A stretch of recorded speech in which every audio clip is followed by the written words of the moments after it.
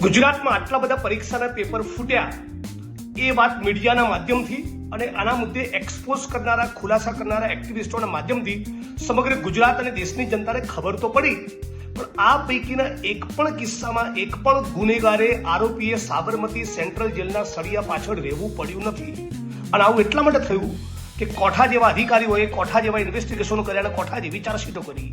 જે અધિકારીઓ ચરસમાંથી, ગાંજામાંથી, દારૂમાંથી, ડ્રગ્સમાંથી નેતાઓની ચાપલૂસી કરીને કમાતા હોય એ અધિકારીઓ એક્ઝામ્સના પેપર લીક કરનારા દોષીઓની સામે, ગુનેગારોની સામે કડક તપાસ, કડક ચાર્જશીટ કરે ના જ કરે.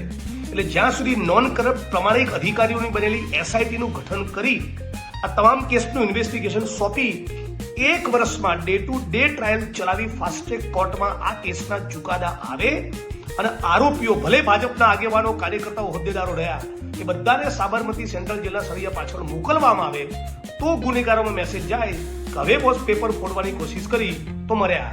હજી સુધી આવો કોઈ મેસેજ ગયો નથી. એટલે નોન કરપ્ટ પ્રમાણિક અધિકારીઓની બનેલી એસઆઈટી તપાસ કરે, ફાસ્ટ ટ્રેક કોર્ટમાં કેસ ચાલે અને જેટલા 12, 15, 20, 25 જેટલા પણ પેપર ગુજરાતમાં ફૂટ્યા 1 જ વર્ષમાં તમામની ટ્રાયલ પૂરી કરી બધાને સાબરમતી સેન્ટ્રલ જેલના સળિયા પાછળ મોકલો તો કદાચ ન્યાય મળે. અને ફરી એ વાત રિપીટ કરું છું, અત્યારે જે નીટનું પેપર ફૂટ્યું એના પીડિતો 22 થી 25 લાખ વિદ્યાર્થીઓ છે. દરેક પરિવારના 4 થી 5 સદસ્ય 1 જૂન 1 કરોડ લોકો ચલો દિલ્હી એવો કોલ આપીને 1 કરોડ માણસ દિલ્હીની સડકો પર ભેગા થાય. અમદાવાદ, ગુજરાતની સડકો પર 25-50 લાખ વિદ્યાર્થી યુવાનો ભેગા થાય, ઇન્કલાબ કરે, ક્રાંતિ કરે તો કદાચ ન્યાય મળે.